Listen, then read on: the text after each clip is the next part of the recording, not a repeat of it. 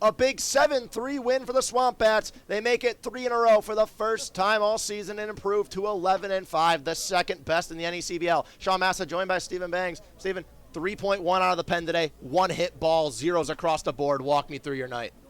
Basically, I came in bases loaded, try to get the out right there. Honestly, my main goal of the night, and usually anytime I go out there, is just try to get the offense back on the field, especially here. We hit a lot of homers, so try to go out there, get my ground balls, get my outs, and just keep scoring and keep the team rolling. And talk about that moment out of the pen, bases loaded in a scoreless game. That had to have been the biggest moment of the game looking back at it. What was that feeling like getting that last out and propelling your offense to get on the board? Definitely it was a big moment. I came in the game knowing that either just had to get an out, regardless, strikeout, ground out, anything to get us back in there. And the pop out got us back in there, and then as you saw, the offense just took off. And then you came out of the bullpen this year at Franklin Pierce. You started your first outing here in Keene. It was a bit of a shaky one, then you moved back to the pen. Since then, you've gone over 9 innings of fantastic baseball is the only word to describe it. What has that been like for you? Definitely more of a reliever, and I kind of like settling back into my role because that's kind of what it was like at school. And just going in there and just trusting my stuff, getting my ground balls, throwing the off-speed when I can, and just honestly, like my main goal always is just getting our offense back out there as quick as possible. So. And then you come here alone from Franklin Pierce, no teammates from school ball in the Swamp Bats. But you guys as a team have been really good on the field, then off the field have seemed to gel really well. What has that been like from your perspective? It's been really cool. Yeah, definitely coming up here. Obviously, I'm a Division II guy, and everyone else here is either Power 5 or a mid-major D1 guy. So it was pretty cool kind of like seeing their point of view on the game and everything. But all the guys here are great, and off and on the field, I think we gel really well, and I think the product kind of shows. I'm going to give you one curveball I didn't preview on. You guys just won 3 games in a row. It's the first time all year you've been able to stretch 3. One of the best records in teams Keene's seen in a while. What has that been like for you guys, been able to show out in front of especially a packed crowd today? It's been pretty cool. Honestly, the kind of like the vibe around the team has been trying to bring baseball back to Keene, kind of get this team back on the roll it's been used to. So it's been pretty good for us. Thank you, Stephen. Big 7-3 win. Keene wins 3 in a row for the first time all summer. 11-5 is the second best in the NECBL, knocking on the door of the Mountaineers. Keene back in action tomorrow on the road against the Steeplecats.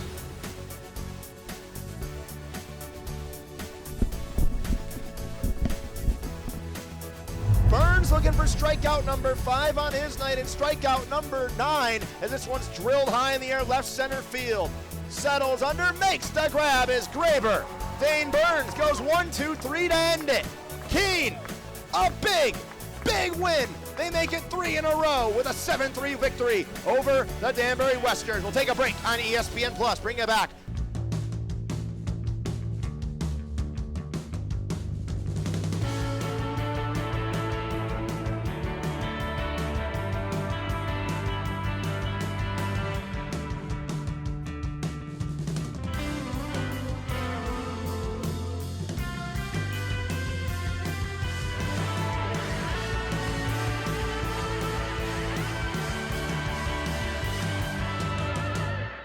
Swamp Bats with a big 7-3 win, powered by some stellar pitching and some timely offense over Danbury. Sean Massa, Max Wallace, and Max Danbury splits now 1-1 with Keene and cannot find the back-to-back win column for the first time. And they left a lot of runners on base in doing so. The biggest ones, they only left 6 on base when it was all said and done, but that really goes down to the impressive pitching that the Keene Swamp Bats displayed. Back-to-back times they had the bases loaded, second and the 4th inning. They left them loaded each time, and that was really the backbreaker tonight. Danbury could just not get the offensive juices flowing. Too little, too late, as they like to say, and they'll go back home losers of this one, 7-3 to the Swamp Bats. Keene makes it 3 in a row and improves to 11-5, the second best record in the NECBL. Speaking of the NECBL, let's take a look at the out-of-town scoreboard today, and it's a lot of action. North Adams has a 4-run top of the 9th in a tie game that leads them to a 9-5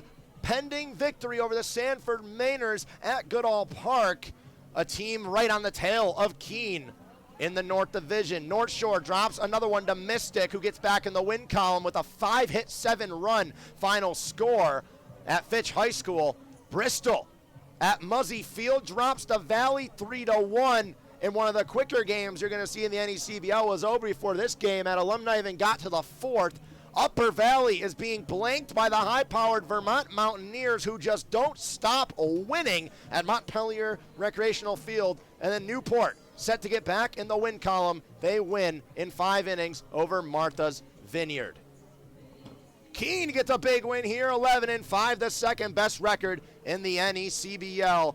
They are 11-5. Newport right behind them at 11-6 have played one more game. Thank you to everyone for tuning in today. Thank you for everyone that made this possible. The Keene Swamp Bats are wonderful fans here at Alumni Field. The Danbury Westerns for making the trip to Keene, New Hampshire for the second time this season. Max Wallace for joining me in the booth. Our broadcast director, Stephen Pierce. Our graphics producer, Ryan Hearn, for making my job a lot easier. Our director of analytics and scouting, Milton Dauber.